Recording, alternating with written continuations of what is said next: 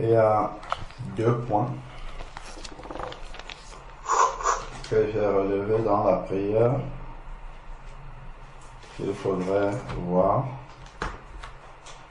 Dans la prière de la sœur Ingrid, il y a des choses à revoir là-dedans,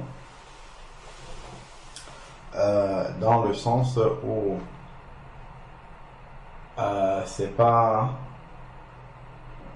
comment dire, le contenu de la prière n'est pas mauvais en soi. Par contre, ce n'est pas le moment approprié, parce que il y a, comme la parole de Dieu nous dit, il y a un temps pour toute chose. Donc, il y a un temps pour l'édification personnelle. Ça, c'est quand nous sommes dans notre culte personnel tout seul. Et il y a un temps pour la communion fraternelle. Donc, dans la communion fraternelle, en fait, le but justement de la communion fraternelle, c'est que chacun vient avec ce qu'il a reçu dans sa communion personnelle au Seigneur, avec le Seigneur, pardon, et il met à la disposition des autres. Donc, ça pourrait arriver qu'on prie pour nous, que nous prions nous-mêmes pour nous-mêmes, mais ça doit être très très limité en fait. Dans la communion fraternelle, on est centré sur les intérêts des autres, pas de nous-mêmes. C'est ça le but de la communion fraternelle. Et lorsque tout le monde est centré sur les intérêts des autres, en fait, au final, tout le monde est rempli. J'avais pris une fois un exemple, c'est une vision qu'un chrétien avait eue, où on lui montre ce qui se passe dans le séjour des morts, dans ce qu'on appelle communément l'enfer, même si ce n'est pas encore ce lieu-là. Et dans le séjour des morts, en fait, il voit des personnes qui sont là-bas. Donc, il y a des personnes qui sont assises comme en cercle. Les personnes sont assises en cercle comme ça. Et au milieu de ces personnes-là, il y a un plateau de nourriture. Il y a un grand plateau de nourriture. Seulement, chacune de ces personnes-là est assez loin du plateau. Et chacune des personnes autour du plateau a une longue fourchette, une très longue fourchette pour arriver à plonger la fourchette dans le plat de nourriture et ramener.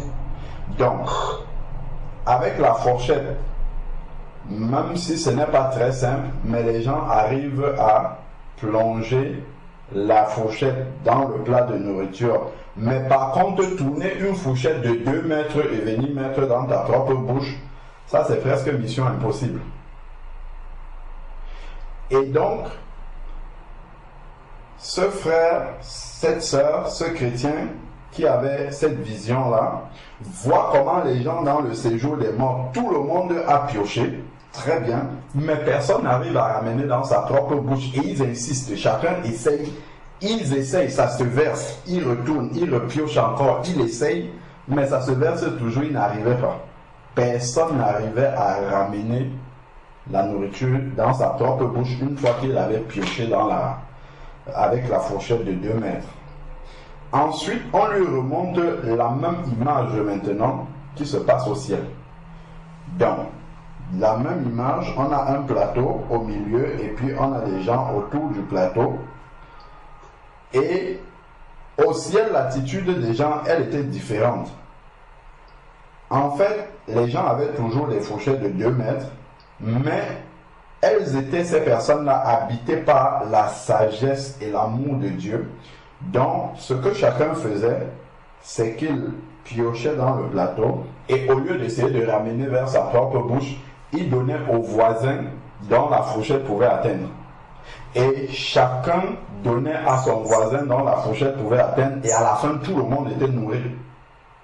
Personne ne ramenait vers lui-même, mais il ramenait chez son voisin. Mais comme chaque voisin essayait de donner à un autre voisin, au final, tout le monde allait manger.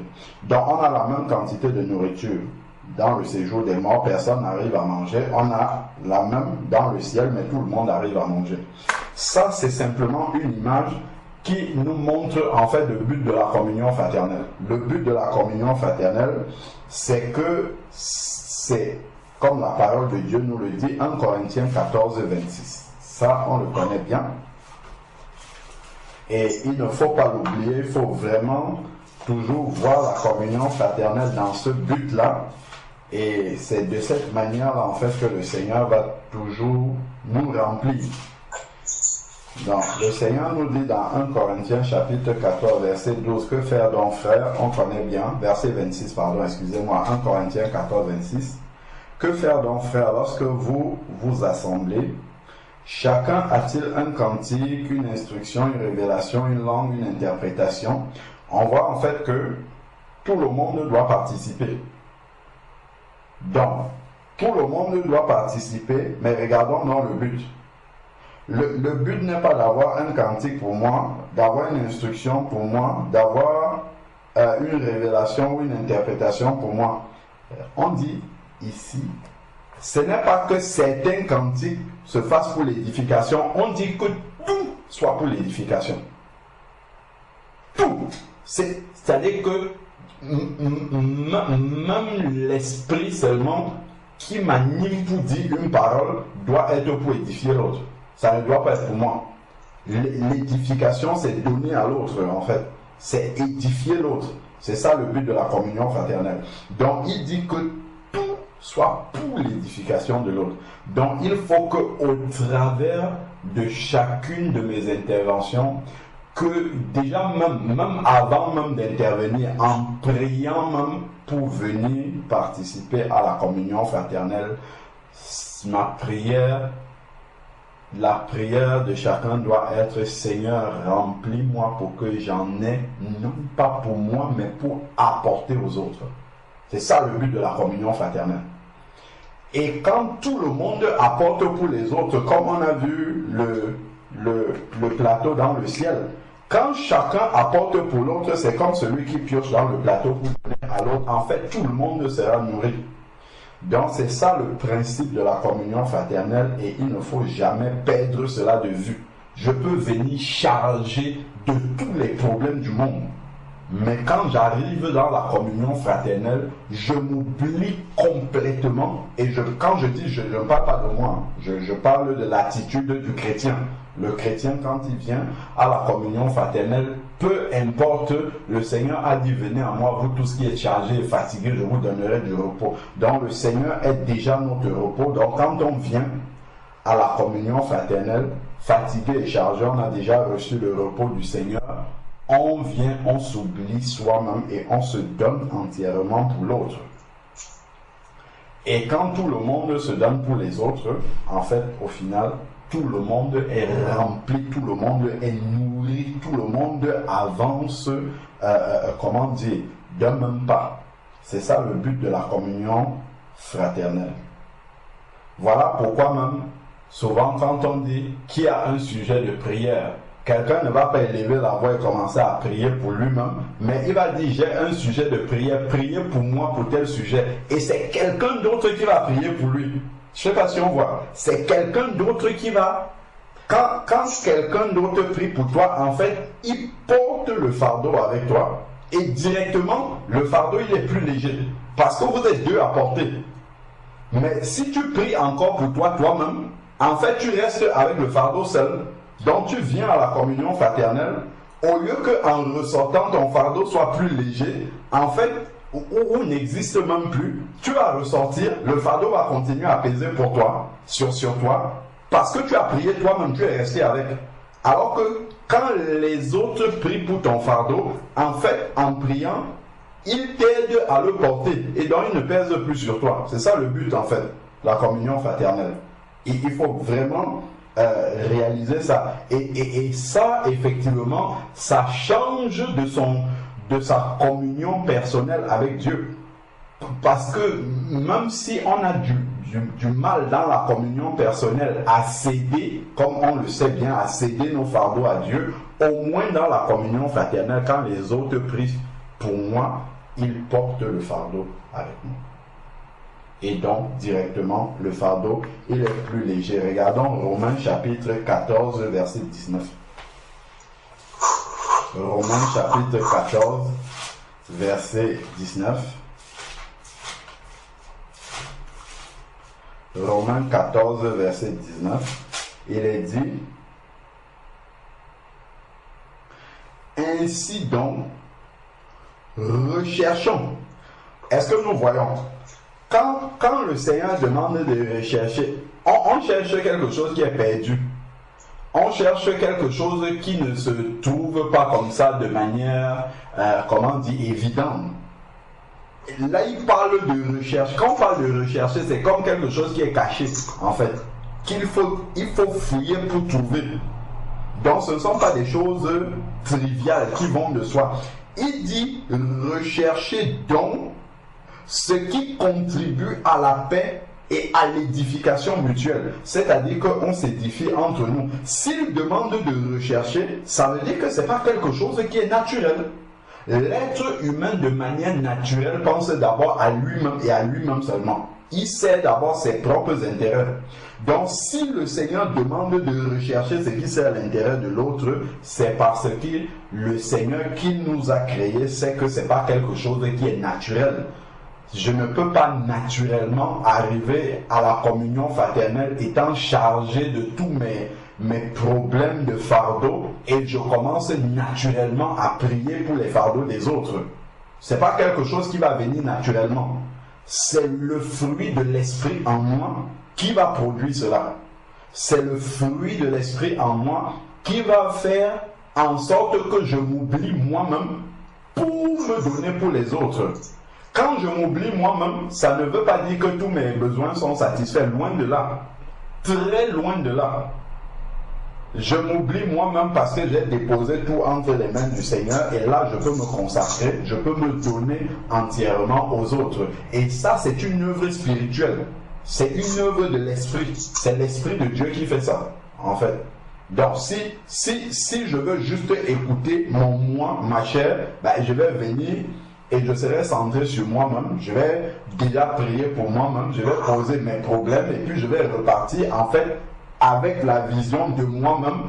Qu'est-ce que j'ai pu, voilà par exemple encore quelque chose qui montre qu'on n'a pas encore saisi la portée de la communion fraternelle. Quand quelqu'un va sortir de la communion fraternelle, bien souvent, il y a cette pensée, c'est qu'il va venir à je n'ai rien reçu à la communion fraternelle. Je n'ai rien reçu. Le message ne m'a pas touché. Les exhortations ne m'ont pas touché. La louange ne m'a pas touché. La question que je dois me poser en sortant de la communion fraternelle, si je n'ai rien apporté, ça doit m'attrister. Qu'est-ce que j'ai pu apporter dans la communion fraternelle? Qu'est-ce que j'ai pu donner à mes frères? Parce que c'est le but. Le but, c'est pas de venir recevoir, c'est de venir donner. C'est de venir donner. Et comme tout le monde va donner, en fait, au final, tout le monde aura reçu. C'est ça le principe. On vient tous vous donner. Et comme tout le monde aura donné, tout le monde va recevoir. Donc, à la fin, la question que puisque le but c'est pour que tout le monde soit édifié, puisque le but ici c'est pour l'édification mutuelle, je dois me demander à la fin, plutôt que ce que j'ai reçu, c'est qu'est-ce que j'ai pu donner aux autres. Ça, c'est ce sont de bonnes dispositions de cœur. En fait, quand on est dans cette disposition de cœur-là, Dieu va nous remplir excessivement. Il va nous remplir pour qu'on ait pour donner aux autres.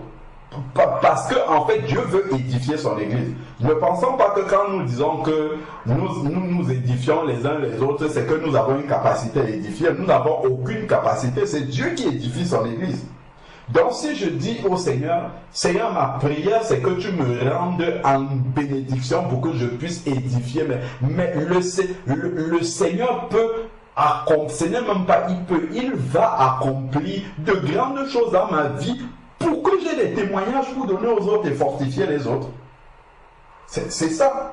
Parce que je veux apporter et fortifier mon frère, fortifier ma soeur, alors Dieu va faire en sorte que j'ai des choses à dire sur lui.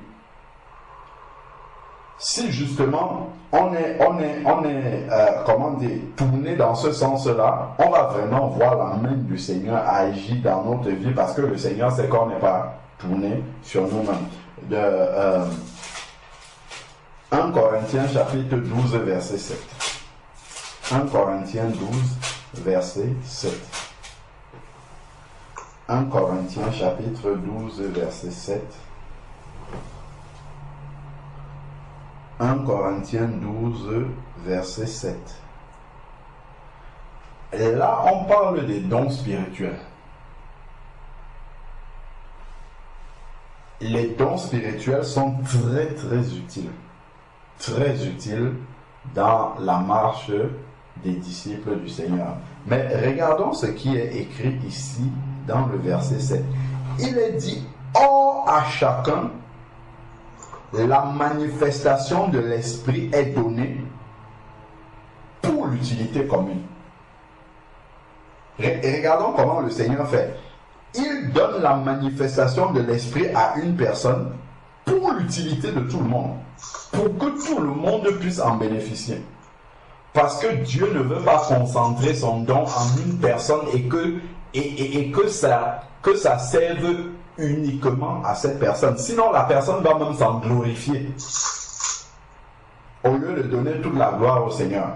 Donc, même quand on recherche les sites, je demande par exemple au Seigneur, Seigneur, je ne suis pas baptisé du Saint-Esprit, baptise-moi du Saint-Esprit. En fait, dans cette prière-là, il faut que ça soit pour l'amour des autres que je demande ça. Parce qu'en étant baptisé du Saint-Esprit, c'est-à-dire rempli du Saint-Esprit, je pourrais davantage manifester le fruit de l'Esprit à mon prochain. Si je prie dans ce sens-là, le Seigneur m'écoutera. Mais si je prie de manière égoïste en disant, lui, baptise-moi dans le Saint-Esprit, et dans mon cœur, c'est simplement que, ok, je serai baptisé dans le Saint-Esprit, donc c'est une médaille spirituelle que j'ai obtenue pour ma propre gloire, et je vais l'accrocher dans mon salon, ben, le Seigneur, on pourrait attendre le baptême dans le Saint-Esprit comme ça, ou bien d'autres dons que le Seigneur accorde pendant très longtemps. Parce que c'est une recherche qui est égoïste, c'est-à-dire tournée sur nous-mêmes. Alors, au lieu d'être tourné pour l'utilité commune. Or, si je regarde dans l'assemblée, je vois qu'il y a ça, qui pourrait aller mieux s'il y avait peut-être tel don spirituel. J'entre dans la prière directement. Je commence à demander ce don spirituel-là au Seigneur en disant, Seigneur, regarde, il y a ça. Mon frère, ma soeur marcherait mieux, nous marcherions mieux s'il y avait tel don. Je commence à prier pour ça. Ça va réjouir le cœur du Seigneur. Parce que je ne cherche pas ça pour moi. Je cherche ça pour l'avancement commun de tout le monde, pour que personne ne reste à la traîne. On a 1 Pierre aussi, chapitre 4, verset 10, qui dit la même chose. 1 Pierre 4, verset 10 nous parle aussi des dons spirituels pour l'utilité commune. 1 Pierre 4, verset 10. 1 Pierre 4, verset 10 dit, puisque chacun a reçu un don. Donc, ce n'est pas qu'on pose la question, est-ce que tout enfant de Dieu a reçu un don? C'est pour ça qu'il dit, puisque chacun, déjà, la réception du Saint-Esprit pour devenir un enfant de Dieu est le premier don qu'on reçoit. Le don du Saint-Esprit.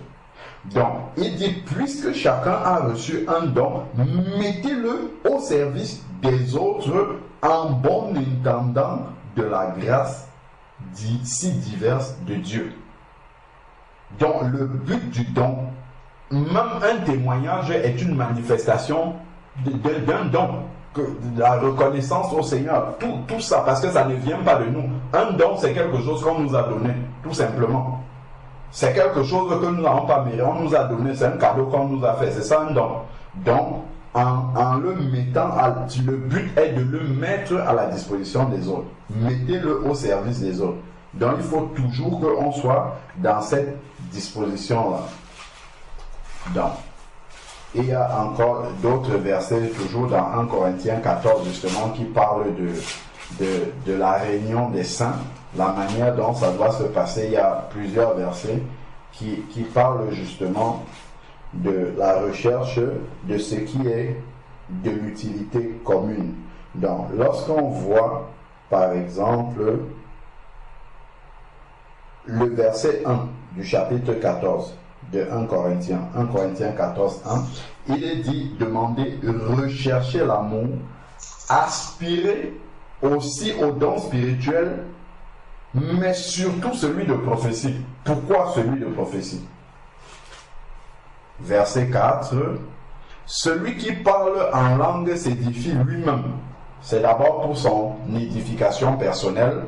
Celui qui prophétise édifie l'Église. C'est pour ça qu'il demande de chercher en premier, surtout celui de prophétie, parce que ça édifie les autres. Parce que c'est tourné vers l'utilité commune. Et il va même dire que celui au verset 5 là, je veux que vous parliez tous en langue, mais je veux plus que vous prophétisiez. Celui qui prophétise est plus grand que celui qui parle en langue. Pourquoi? Souvenons-nous que le Seigneur a dit, quand ses disciples lui demandaient qui est le plus grand, qui sera le plus grand parmi nous, qu'est-ce que le Seigneur a dit? C'est celui qui sert les autres, c'est lui qui est le plus grand. Ce n'est pas celui qui est servi, c'est celui qui sert les autres. Donc en fait, quand tu mets le don que le Seigneur t'a donné à la disposition des autres, c'est ça qui montre que tu es grand. Ce n'est pas quand tu te l'accapares et que tu le gardes pour toi. La révélation de la grandeur selon Dieu, c'est quand tu mets au service des autres. Le Seigneur lui-même, quand on regarde dans Jean chapitre 13, quand il lave les pieds de ses disciples, il va dire, vous m'appelez maître et vous faites bien. Cependant, c'est moi qui vous sers. C'est parce que je suis le maître que je vous sers. Donc, je mets à votre disposition les dons, les talents que Dieu m'a donnés. Donc, il ne faut pas qu'on perde cela de vue. Et en fait, c'est une preuve de maturité. Plus on se détourne de soi-même pour, pour se consacrer aux autres. Ça, c'est une preuve de maturité. Par contre, vous avez vu l'enfant. Observez un peu nos enfants. L'enfant est toujours tourné sur lui-même, en fait. C'est la satisfaction de ses propres besoins. Ça révèle l'enfant. Au contraire, nous les parents, qu'est-ce qui caractérise le parent? C'est que s'il reste un morceau de pain à la maison et que tu avais l'enfant, sœur Mireille, tu es avec Carla, il reste un morceau de pain, vous deux, vous ne pouvez pas manger, qu'est-ce que tu vas faire? La question ne se pose même pas. Il est naturel que tu vas donner à la petite. C'est naturel, en fait. Et ça révèle le caractère de l'adulte. Par contre, si ta petite fille disait, maman, non, il reste un morceau, mange, ça serait extraordinaire pour un enfant, en fait, de réagir comme ça. Donc, effectivement, plus on se tourne vers les autres, ça révèle l'adulte spirituel. Ça révèle la maturité spirituelle, en fait. Celui qui se tourne encore toujours vers lui-même, ça révèle l'enfant. Donc, c'est important, en fait, de voir. Et ça se voit, en fait, avec Jésus. Jésus est le parfait exemple qui nous montre il n'avait besoin de personne, de rien du tout, mais n'ayant besoin de personne et de rien, il est totalement tourné vers les autres au point de mourir alors qu'il ne gagne rien à mourir. Rien du tout. Même si aucun être humain ne venait au ciel. Lisons le livre d'Apocalypse chapitre 5. Il y a des myriades et des myriades qui sont déjà là-bas au ciel. Il n'a besoin d'aucun être humain. Personne. Mais il va venir accomplir le salut pour les pécheurs que nous étions, comme nous dit Romains 5 verset 8. Mourir alors que nous étions encore des pécheurs. Cela montre comment, en fait, il s'est dépouillé lui-même. C'est comme nous dit aussi Philippiens chapitre 2. Il a renoncé à lui-même pour se consacrer aux autres.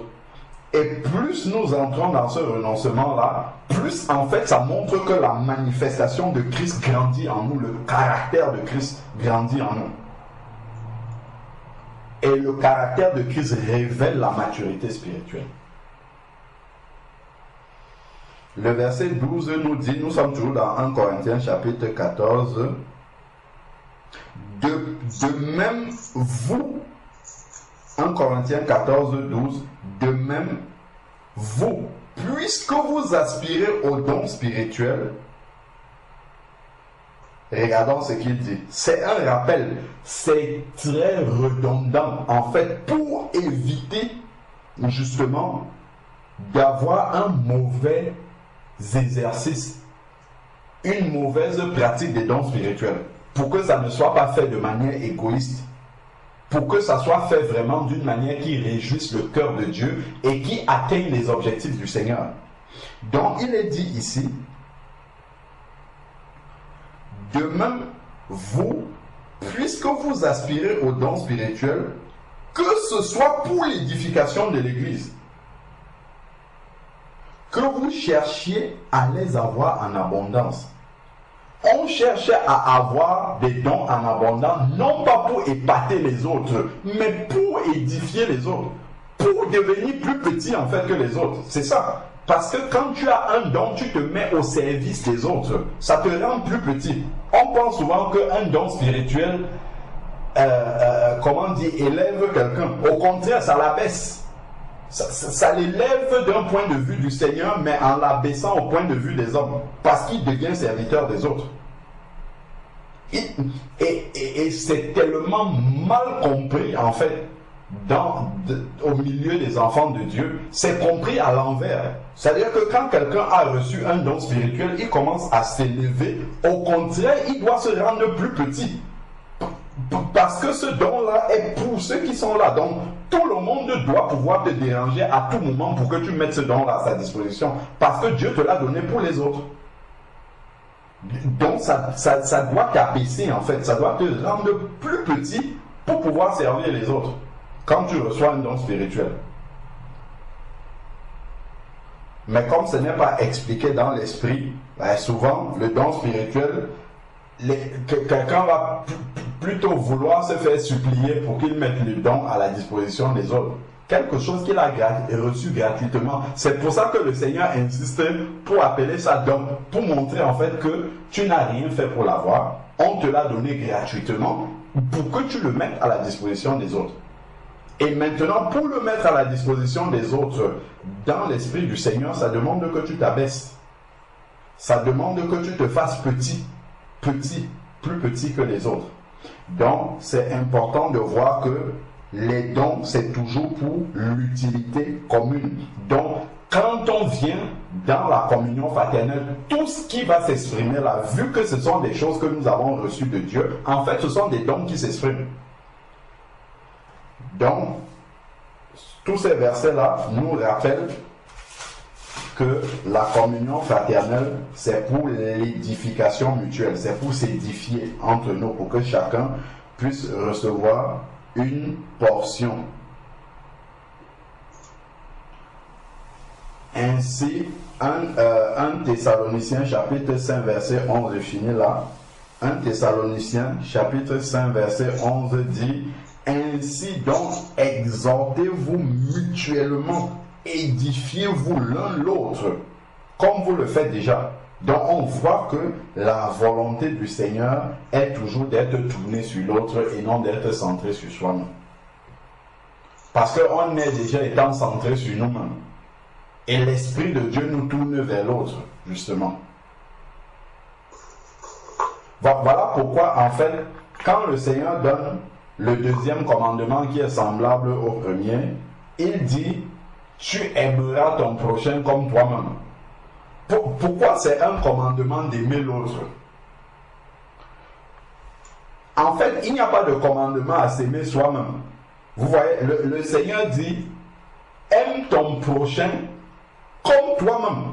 Parce que c'est déjà évident et naturel que tu t'aimes déjà trop toi-même.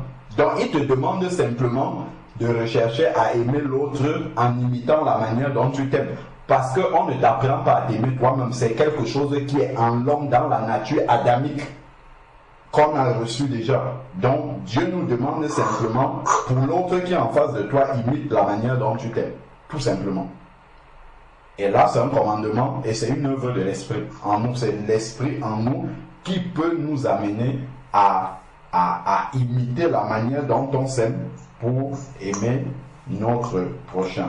Donc, voilà vraiment un rappel sur la communion, sur l'objectif de la communion fraternelle Et il ne faudrait pas que nous perdions cet objectif-là de vue. Surtout, il y a vraiment derrière cela, tout ce qu'on a vu là, il y a tout un enseignement spirituel par rapport à la communion fraternelle. Amen. Amen. Amen. Amen.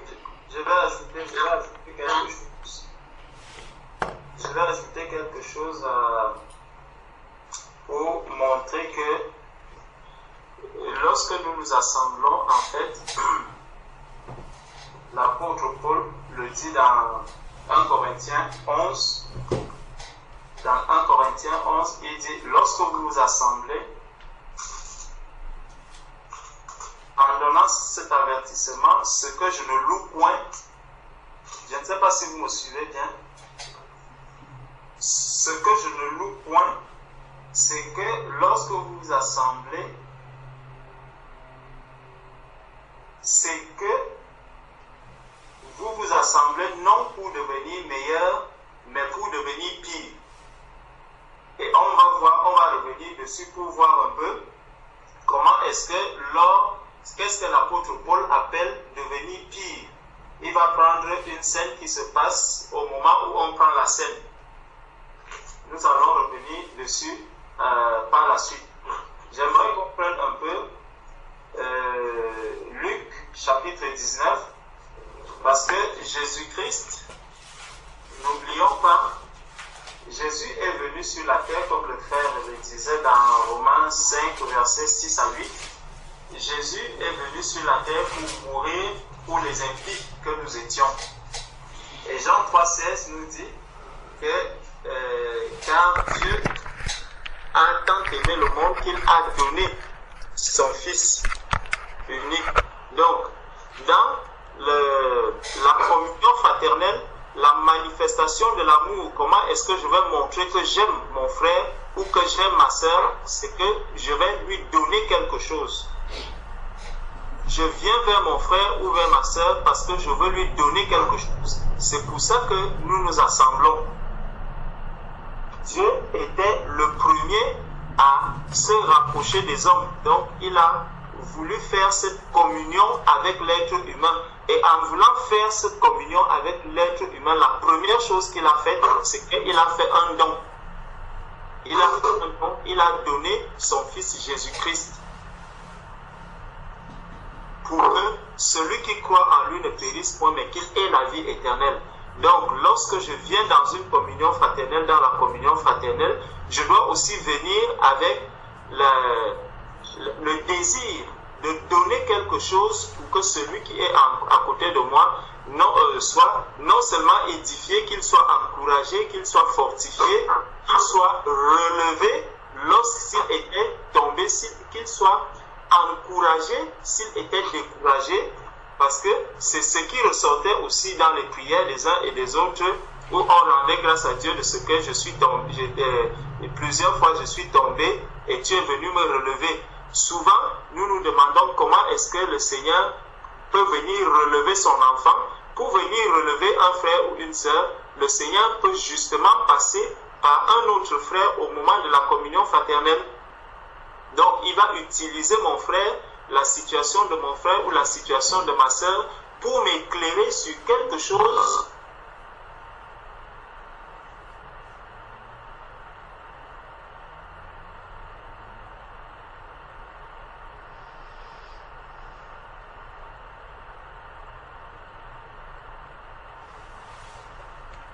que mon frère puisse me donner un conseil par rapport à une situation précise.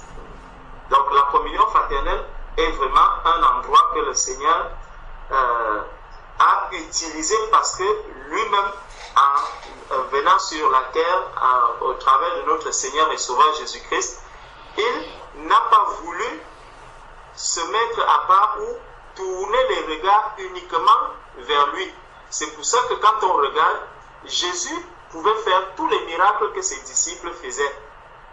Mais, même étant encore ici, sans que ses disciples n'aient toute la maturité qu'ils ont eue après avoir reçu le Saint-Esprit dans Acte 2, le Seigneur les envoyait aller et guérisser les malades.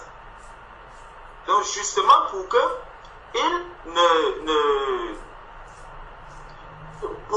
pour que ses disciples ne soient pas en quelque sorte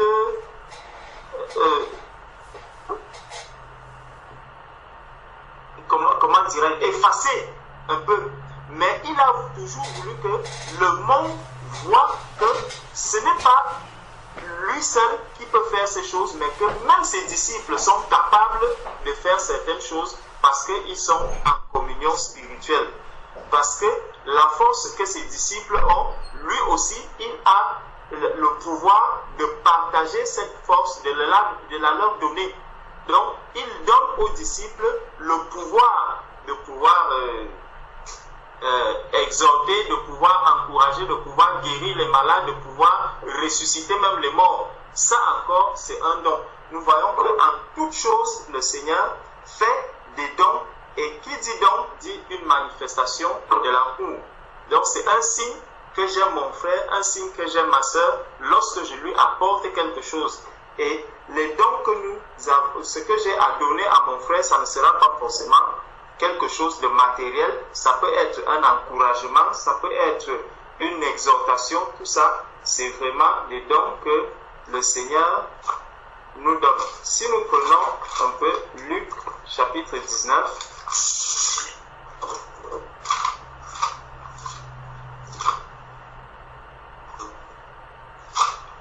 Luc chapitre 19.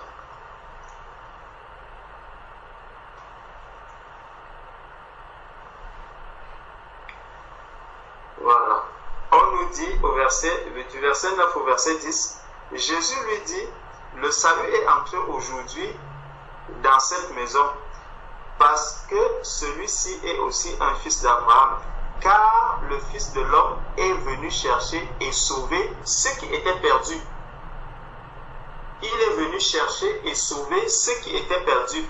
Donc nous voyons que Jésus est venu non pas pour se sauver lui-même, mais pour sauver et chercher ceux-là qui étaient perdus. Donc ceux qui étaient désespérés, ceux qui n'avaient pas un moyen d'être sauvés, c'est pour eux que Jésus est venu.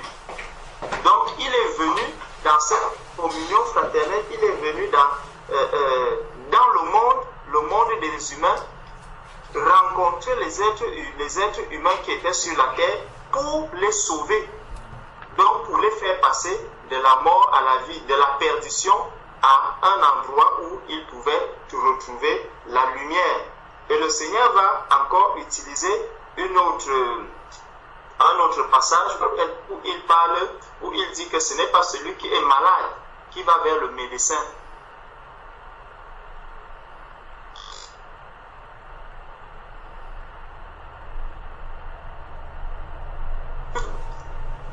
Luc chapitre 5.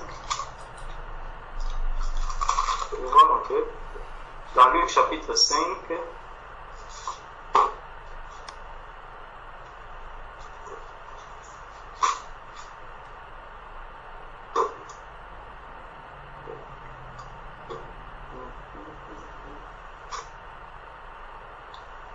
est-ce que c'est bien Luc chapitre 5?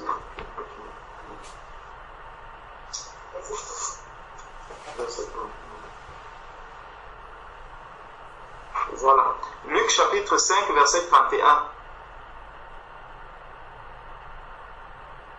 Nous commençons au verset 27. Après cela, Jésus sortit et il vit un publicain nommé Lévi assis au lieu du péage. Il lui dit, suis-moi. Et laissant tout, il se leva et le suivit. Lévi lui donna un grand festin dans sa maison, et beaucoup de publicains et d'autres personnes étaient à table avec eux. Les pharisiens et les scribes murmurèrent et dirent à ses disciples, pourquoi mangez-vous et buvez-vous avec des publicains et les gens de mauvaise vie? Donc, justement, les pharisiens et les scribes avaient une autre idée de la communion fraternelle. Ils pensaient que lorsque je vais m'assembler avec quelqu'un, il faudrait qu'il soit forcément quelqu'un qui a peut-être le même rang social que moi, qui a les mêmes problèmes que moi, quelqu'un qui Et forcément, dans la... quelqu'un à qui, forcément, de qui je dois recevoir nécessairement quelque chose. C'est pour ça qu'il se retrouve avec des personnes, il voit Jésus et ses disciples avec des gens de mauvaise vie, et ils sont étonnés de savoir qu'ils peuvent se mettre ensemble. Les pharisiens et les scribes murmuraient et dirent à ses disciples: pourquoi mangez-vous et buvez-vous avec les publicains et les gens de mauvaise vie? Donc, pourquoi est-ce que vous vous assemblez? Eux, ils sont des gens de mauvaise vie. Qu'est-ce que les gens qui sont supposés être de bonne vie, vous pouvez recevoir de ces personnes? Vous n'avez rien en commun. Pourtant, quand on suit le Seigneur dit qu'il est venu pour sauver ceux qui étaient perdus. Donc, justement, je viens dans un milieu parce que je vois que mon frère ou ma soeur est dans la souffrance. Je viens pour lui apporter quelque chose. Donc, c'est encore ça, une manière de renoncer à mes propres problèmes, de renoncer à ce que moi-même j'ai comme souci, à ma propre vie, à mes propres problèmes, parfois à mes enfants, à mon épouse. J'abandonne tout ce qui est à moi pour me soucier d'abord de l'autre. Jésus venant sur la terre, il ne s'est pas soucié de ce qui devait lui arriver, il ne s'est pas soucié de sa vie, mais on nous dit qu'il a donné sa propre vie pour que les impies que nous étions puissions avoir la vie. Donc, les publicains et les pharisiens et les scribes, eux, avaient une autre manière de voir la communion fraternelle. Verset 31, Jésus prenant la parole leur dit: ce ne sont pas ceux qui sauvent.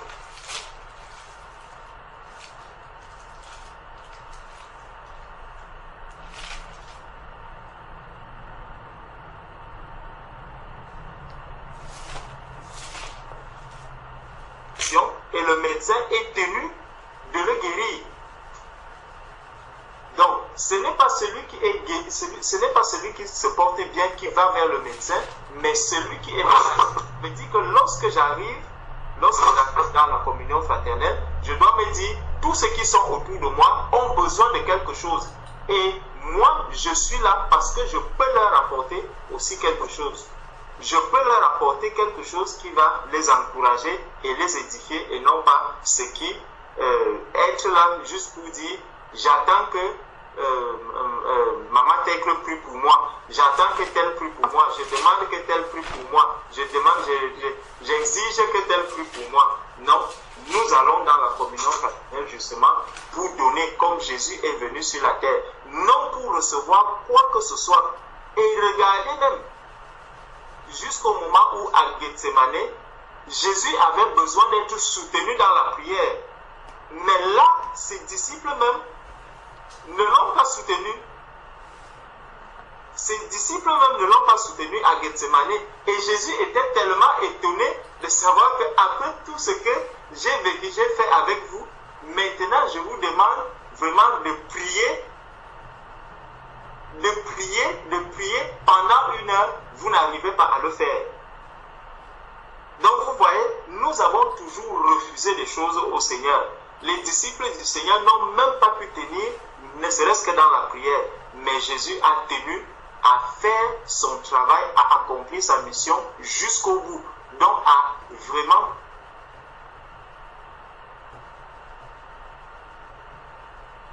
sans rêve.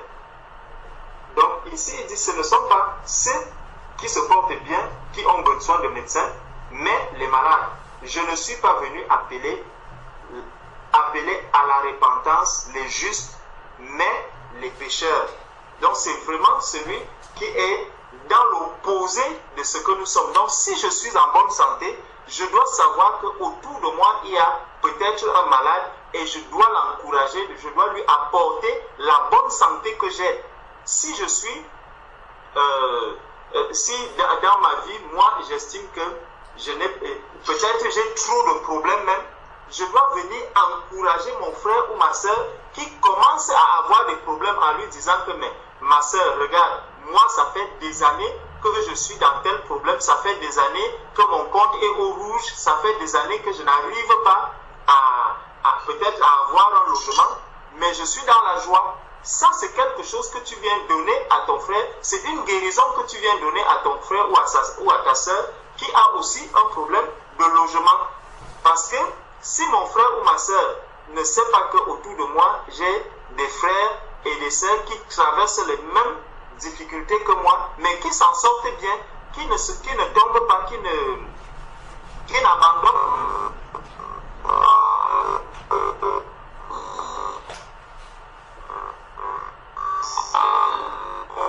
sera encouragé de savoir que j'ai mon frère avec qui je partage la parole de Dieu, avec qui nous nous assemblons, mais qui traverse une période très très difficile.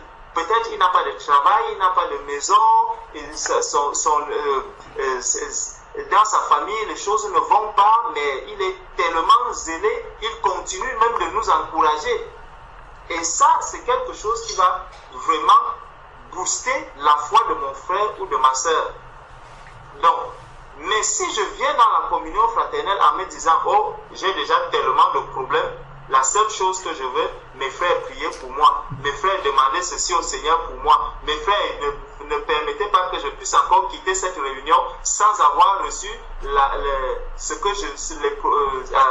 le soulagement au problème que je suis venu. Je veux vraiment que vous priez pour que j'ai une maison, de sorte que demain matin, on m'appelle seulement pour me dire que viens chercher les clés de la maison. Non, ce n'est pas dans cet esprit que je dois aller dans la communion fraternelle. Je dois savoir que mes problèmes ont été déposés au pied du Seigneur et que maintenant, quand je vais dans la communion fraternelle, je vais avec la solution au problème de mon frère ou la solution au problème de ma soeur. Ma soeur qui traverse des moments difficiles dans son couple. Moi aussi, je traverse des moments très très difficiles dans mon couple. Je vais avec la solution au problème du couple de ma soeur. Je vais lui dire, ma soeur, regarde, dans ma vie, ça fait peut-être 30 ans que je suis avec mon mari. Faire plus ceci, mais lorsque je rentre, je lui fais à manger, je lave ses vêtements, je repasse, je fais ceci. Ma soeur, aie courage. Je sais que Dieu est là, Dieu va te soutenir. Je sais que le Seigneur nous permettra de sortir de cette situation. Ça, c'est un encouragement que j'apporte aux bien-aimés avec lesquels je m'assemble. Et ça, c'est quelque chose d'important. C'est vraiment un encouragement que je viens. Et ça, c'est un don. Ce n'est pas quelque chose qui peut venir comme ça d'un être fait de chair. C'est vraiment dans l'esprit que je vais lui apporter cette solution. Et lorsque je lui apporte cela de manière spirituelle, cela viendra guérir la blessure qu'il avait dans son cœur. Cela viendra ôter l'inquiétude ou la peine qu'il avait dans son propre cœur à lui. Donc, le Seigneur, au travers donc de l'apôtre Paul, revenons dans 1 Corinthiens 11, pour voir donc comment est-ce que l'apôtre Paul dit que lorsque vous vous assemblez, ce n'est pas pour devenir pire, mais vous devez arriver à devenir meilleur. Il le prend au moment de la scène. Parce que lorsque les disciples partagent la scène, on apporte les repas, on pose les repas sur la table. Et regardez comment il aborde le sujet. Dans 1 Corinthiens 11, verset 18. Et d'abord, j'apprends que lorsque vous vous réunissez en assemblée, donc dans 1 Corinthiens 14, il va dire que faire, donc il va expliquer comment est-ce qu'on fait pour s'assembler. Mais ici, il explique la manière dont le repas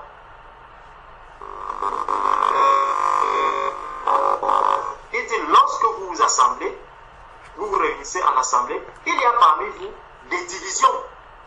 Et regardez donc, il dit qu'il y a des divisions et il commence à parler pour lui comment il voit qu'il y a des divisions.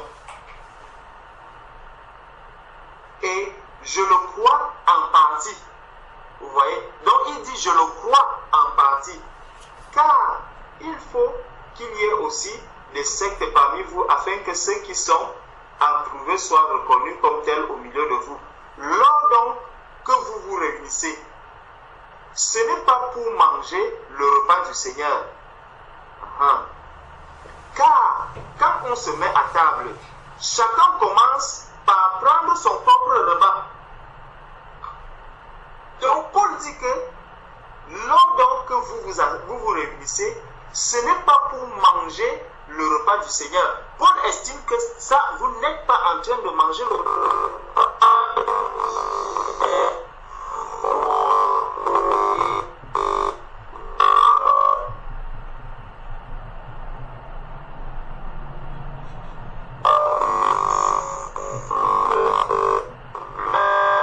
Paul dit qu'en fait, vous n'êtes pas en train de vous rassembler. Ce n'est pas le rassemblement des saints, en fait. Ici, il parle de la scène. Il dit que comment savoir qu'on n'est pas en train de partager le repas du Seigneur? C'est qu'on met les repas à table et j'arrive, j'ai apporté, je prends le cas de la nourriture que je connais, j'ai apporté le ndolé, je le pose sur la table et qu'est-ce que je fais? Je me mets à manger d'abord ce ndolé, je me sers mon ndolé avec mes miwando, je m'assois là. Excusez-moi parce que c'est ça que j'ai mangé ce soir.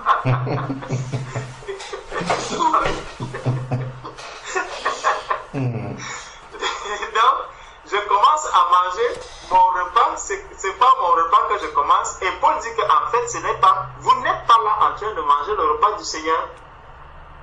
Parce que j'ai pensé uniquement que mon repas. Donc, ceux qui sont là, en fait, comment donc? Il dit, lorsque donc vous vous réunissez, ce n'est pas pour manger le repas du Seigneur. Car, il dit donc la raison, car, quand on se met à table, chacun commence par prendre son propre repas. Et l'un a faim, tandis que l'autre est ivre. Donc, seulement à voir que j'arrive, je pense à moi seul. Je me dis, c'est moi seul qui dois pouvoir manger parce que j'ai trop de problèmes. Alors, il faut qu'on consacre toute cette soirée uniquement sur mes problèmes. L'apôtre Paul dit, faites attention, vous risquez de ne plus être là dans une communion fraternelle. Le fait de ne penser qu'à soi peut nous amener à ne plus être dans la communion fraternelle.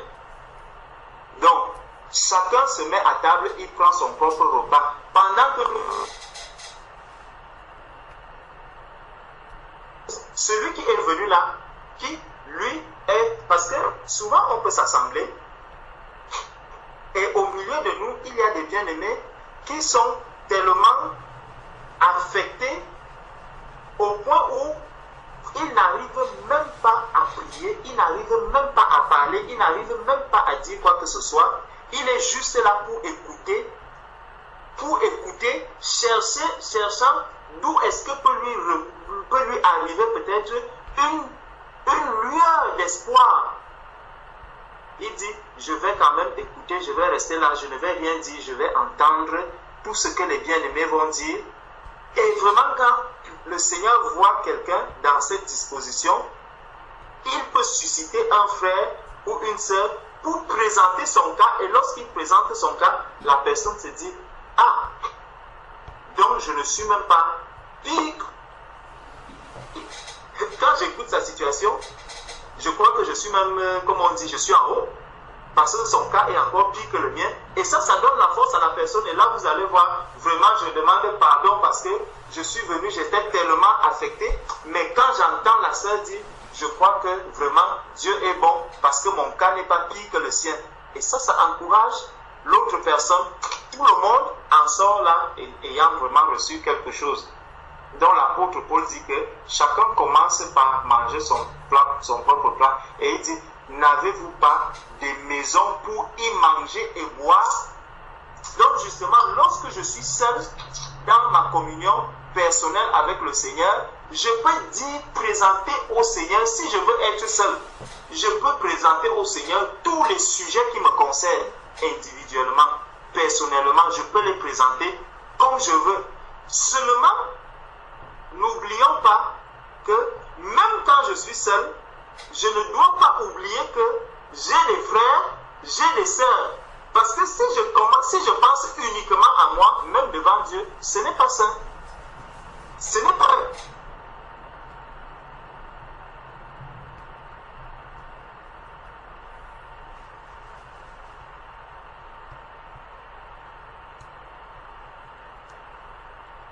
tout seul sur la terre. Donc, commence d'abord à te souvenir de moi avant de te souvenir de tous ceux qui sont là. Non. Même dans ma communion personnelle, il faut vraiment que j'arrive à renoncer, à abandonner tout ce qui est de moi. Je le dépose au pied du Seigneur. Parce que le Seigneur connaît mes problèmes. Le Seigneur connaît le fond de ma pensée. Il connaît, il dit, avant même d'ouvrir la bouche, il sait déjà ce dont j'ai besoin. Donc la meilleure attitude devant le Seigneur, c'est quoi? C'est vraiment présenter les autres, présenter mes frères, vraiment manifester l'amour envers mes frères, envers mes sœurs, envers ceux qui ne connaissent pas le Seigneur, envers X, envers Y. Présenter tous ces problèmes-là au Seigneur. Bien sûr, le Seigneur nous recommande, il dit, faites connaître vos besoins à Dieu. Mais il ne faudrait pas que ce verset soit le centre de ma vie. Donc, à chaque fois que je vais prier le Seigneur, je me souviens de ce verset, faites connaître vos besoins à Dieu. Et quand je dis vos, je m'arrête uniquement aux miens. Je passe 2 jours. Ah, frère, je suis dans le jeûne. Je suis allé à la montagne. J'ai passé 2 jours. Tu priais de quoi? Ah, je priais vraiment pour que le Seigneur me permette d'avoir une maison. Pendant 2 jours, tu étais à la montagne pour chercher la maison, frère. Oui, c'est un sujet vraiment qui me tient beaucoup à cœur ces derniers temps. Non.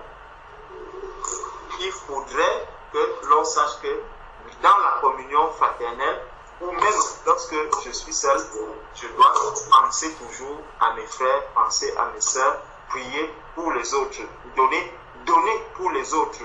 Je dois donner aux autres. Donc au verset 22, il dit, car quand on se met à table chacun, verset 23, n'avez-vous pas des maisons pour y manger et boire, ou méprisez-vous l'église de Dieu, ou méprisez-vous l'église de Dieu et faites-vous honte à ceux qui n'ont rien. Donc regardez, l'apôtre Paul estime que c'est un très grand danger de ne penser qu'à soi quand on s'assemble.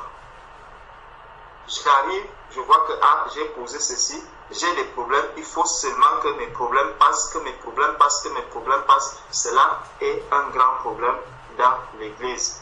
Que vous dire? Vous louerai-je? En cela, je ne vous loue point. Car j'ai reçu du Seigneur ce que je vous ai enseigné, c'est que le Seigneur Jésus, donc, vous voyez, l'apôtre Paul essaie donc de corriger cette manière de s'assembler. Là, il a pris le cas de la scène où chacun essaie de se concentrer vraiment sur lui et ne pense pas aux autres. C'est donc une manière de nous encourager en nous disant que non, si nous voulons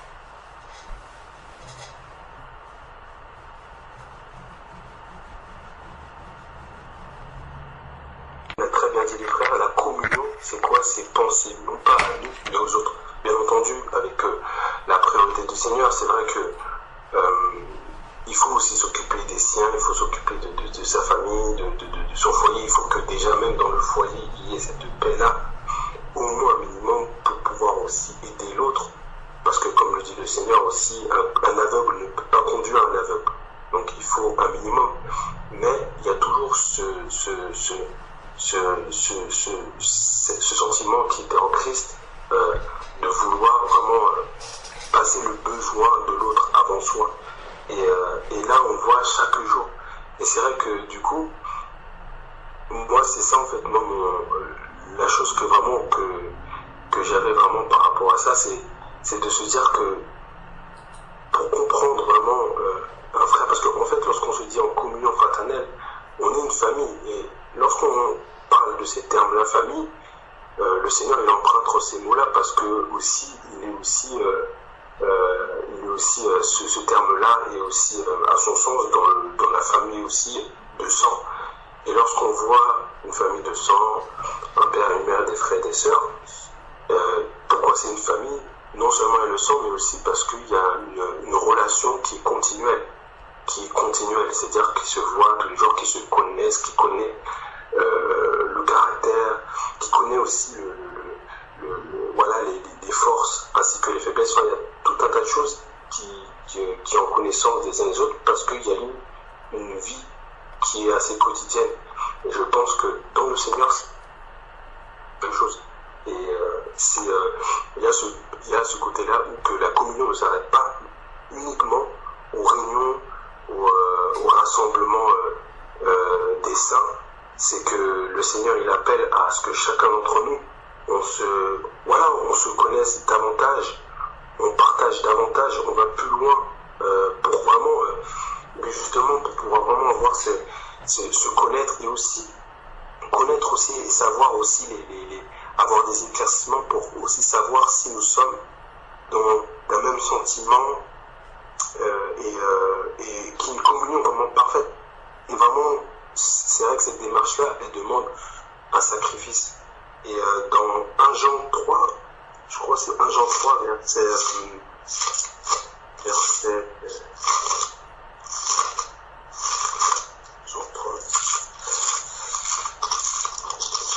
1 Jean 3, verset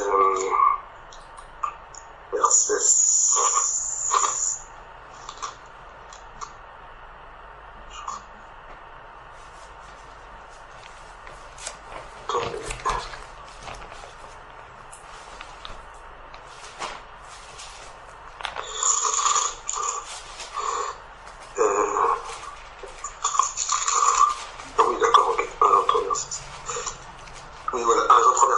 Qui dit « Nous avons connu l'amour en ce qu'il a donné sa vie pour nous.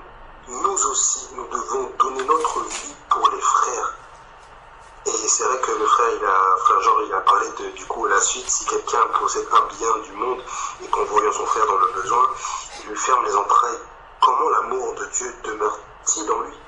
Petits enfants, n'aimons pas en parole avec la langue, donc non seulement, mais en action et avec vérité. Par là, nous connaîtrons que nous sommes de la vérité et nous rassurons nos cœurs devant lui. Donc on voit vraiment là par rapport à ça, la communion aussi, c'est comme l'a dit les frères, c'est comme le Seigneur a pu le faire. C'est donner vraiment ce côté, donner notre propre vie pour les frères, passer nos besoins en second plan.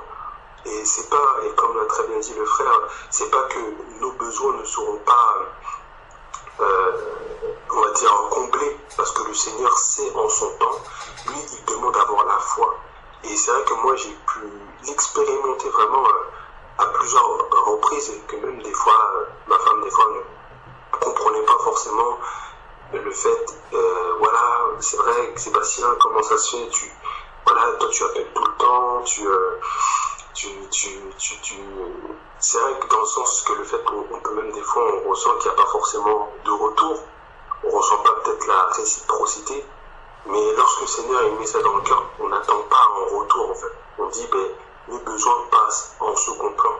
Moi peut-être que les gens ne pensent pas à ça, mais moi si le Seigneur me donne la capacité, je vais donner. Et là il parle à la fois dans le sens spirituel, c'est-à-dire les conseils, c'est-à-dire le côté de voilà, dans les problèmes, ça peut être dans le mariage, enfin dans différentes choses que le Seigneur nous amène, mais également aussi dans l'aspect aussi matériel, aussi voilà, parce que le fait de savoir si quelqu'un est dans le besoin, moi je pense qu'on sait lorsqu'on est en communion fraternelle de manière quotidienne, c'est-à-dire qu'il y a cette transparence, il y a cette voilà, chaque jour, comme dit dans Hébreux, chaque jour, il y a ce partage-là. Après, le Seigneur, il place des personnes autour de nous, mais il y a toujours cela. Et du coup, lorsqu'on voit ça, lorsque le Seigneur nous éclaire, une personne est dans le besoin, on va voir ça. Peut-être on ne va pas le voir dans les réunions, peut-être on ne va pas le voir enfin, on peut le voir dans les réunions, parce que c'est vrai que dans 1 Corinthiens 11, il le dit, par exemple, lorsque, au niveau de la Sainte Seine, il disait pourquoi s'attendre, c'est parce que aussi le fait qu'il y a ce repas-là, ça permet aussi de distinguer aussi ceux qui avaient la possibilité, ceux qui avaient la capacité. Donc il y a l'aspect effectivement qu'on peut voir lorsqu'on se rassemble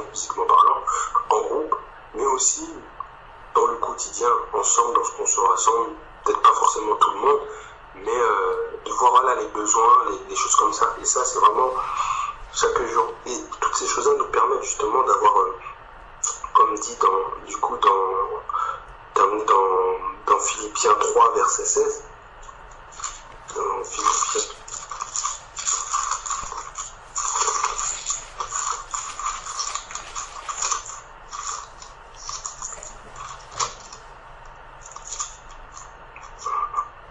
Philippiens 3, verset 16. Voilà. Seulement au point où nous sommes parvenus, marchons d'un même pas.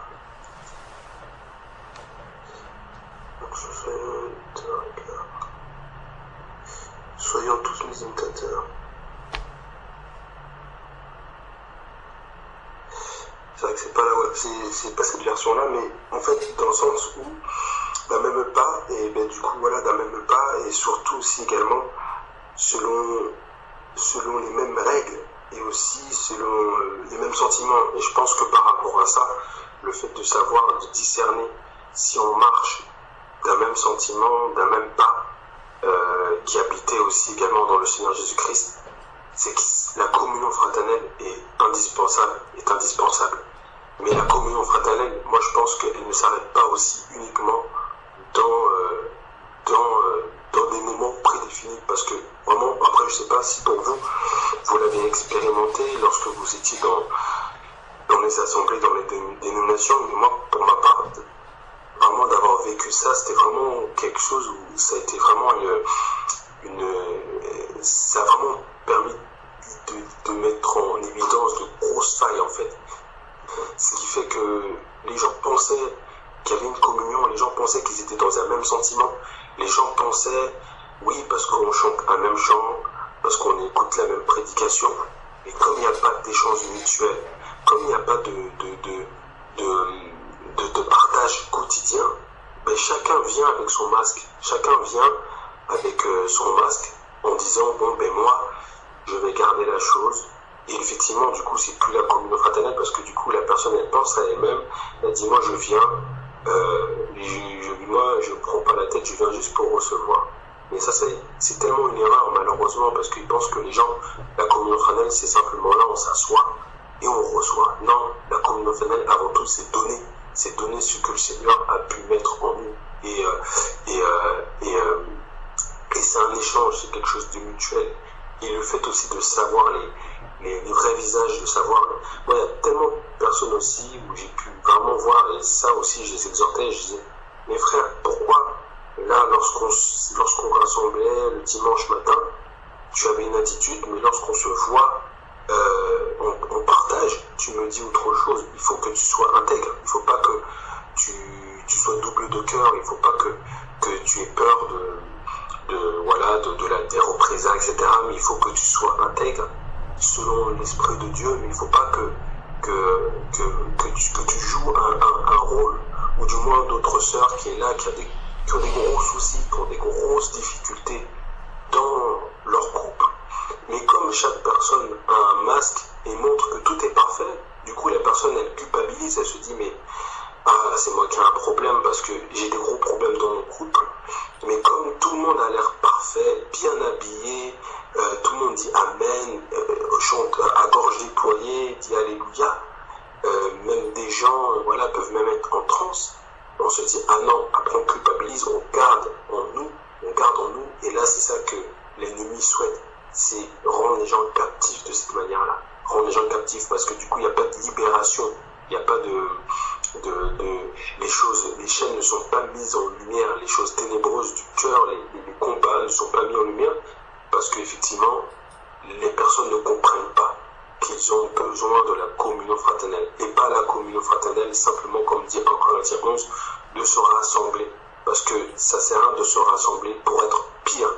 Et ça c'est vraiment quelque chose, ce verset là j'ai vraiment tellement partagé, où les frères me disent mais non, mais tu sais, tu as besoin de te rassembler.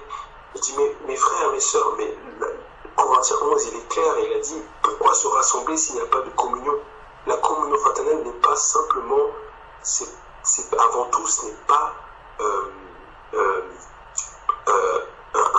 un groupe, et je crois que même le frère Alain a fait un partage sur ça, je crois, c'était sur, il me semble que c'était quelque chose qui m'avait marqué, c'était sur un partage que vous avez fait dans un parc, je crois, où vous avez dit que la communion doit être d'abord spirituelle.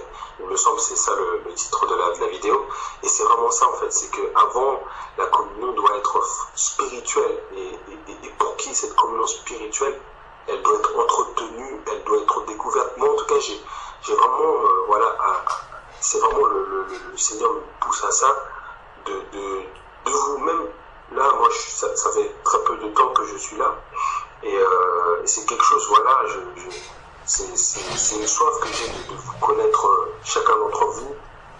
À la fois, effectivement, comme là, on se fait, mais si tu nous donnes l'occasion, autrement, pour discuter aussi de nos combats. Moi, lorsque je dis à ma femme, voilà, tu sais, il y a tellement de sœurs dans cette famille qui, franchement, s'ils partagent leur témoignage, s'ils partagent leur expérience que le Seigneur leur a fait pour eux, pour elles, aussi leur vécu, le fait, les difficultés, le fait par exemple, voilà, de malgré, par exemple, peut-être le mari n'est pas forcément d'accord, mais que le Seigneur leur donne la force de pouvoir persévérer, alors que aujourd'hui,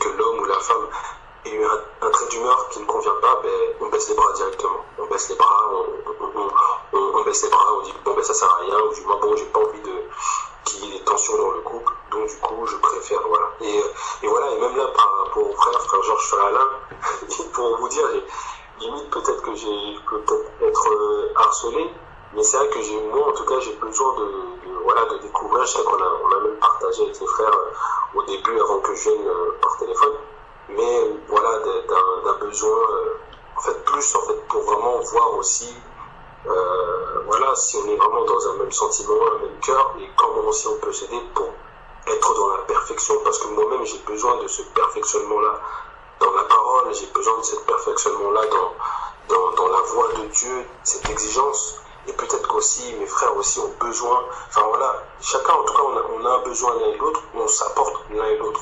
Et moi c'est ça que je trouve ça merveilleux parmi vous, c'est qu'il n'y a pas c'est qu'il y a, le Seigneur met les choses à leur place selon l'ordre qu'il a donné, mais il n'y a pas ce côté où on a l'impression d'être dans une entreprise où il y a le PDG qui dit et tout le monde exécute, et il n'y a que lui qui est là, qui dit. Enfin, il y a vraiment ce côté où on ressent cette harmonie, voilà, il n'y a qu'une seule personne qui a la tête, c'est Christ. Et c'est ça qui est merveilleux. Et après, Dieu place des frères, en l'occurrence frère Georges, frère Alain, pour enseigner la parole. Mais il y a voilà, en tout cas, moi, c'est ça qui m'a directement édifié, en tout cas, même à travers les vidéos, et même aussi, du coup, d'expérience.